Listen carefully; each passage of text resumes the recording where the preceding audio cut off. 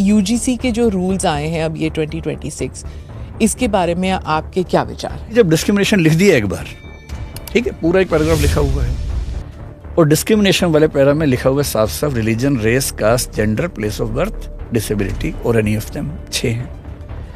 तो आपको अलग से कास्ट बेस्ड डिस्क्रिमिनेशन पे एक पैरा क्यों लिखने की जरूरत थी अलग से? और लिखा तो रिलीजन पे क्यों नहीं लिखा एक पैरा, रेस पे क्यों नहीं लिखा, जेंडर पे क्यों नहीं लिखा? इन जनरल एक्सेप्ट 2-3 पॉइंट्स, ये रेगुलेशंस बहुत अच्छे हैं। 2012 के रेगुलेशन से काफी बेहतर है, इसमें कहीं कोई इफ्स एंड बट्स नहीं। इसकी जरूरत थी, एकदम जरूरत थी। जो क्रिटिक्स हैं वो कह रहे हैं कि इसमें एक इम्प्लिसिट डिस्क्रिमिनेशन आता है कि डिस्क्रिमिनेशन है ही, there is no need to prove it, there it is an existing precondition. Discrimination which is implicit, and discrimination cannot be a feeling, it has to be an act.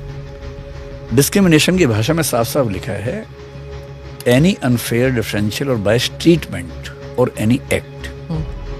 तो केवल मेरे मन में आ गया इससे हो गया, ये कैसे हो जाएगा? सिर्फ ये ऐड किया जा सकता है कि रिप्रेजेंटेशन इस तरह से दिया जाएगा कि समाज के बाकी वर्गों की भूमिका भी शामिल रहे, इसमें कोई दिक्कत की बात नहीं है। हाँ।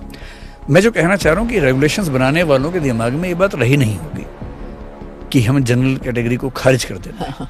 और वो भी जो सरकार इस समय सत्ता में है वो सरकार ऐसा कैसे कर सकती है? उनका तो प्राइमरी वोट बैंक की वो है। इंटरेस्टिंग बात है, 2012 में भी ऐसा नहीं लिखा हुआ था, लेकिन तब किसी ने पूछा नहीं, शोर नहीं मचाया, सवाल नहीं उठा। ये ऑर्गेनिक है?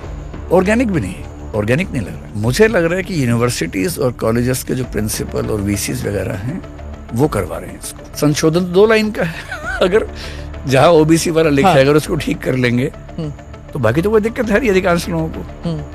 लेकिन कई लोग आप देखेंगे डिमांड करेंगे पूरा वापस लो, और पूरा वापस इसलिए लो कि इतनी कंप्लायंसेस को मैनेज करना आसान नहीं होने वाला।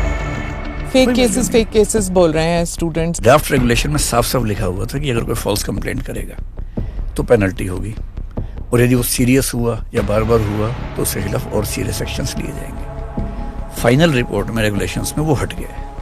मैं मानता हूँ कि वो होना चाहिए। पहली बात तो इन रेगुलेशंस के तहत कोई केस होना ही नहीं है। ये रेगुलेशंस अपने नेचर में क्रिमिनल हैं ही नहीं।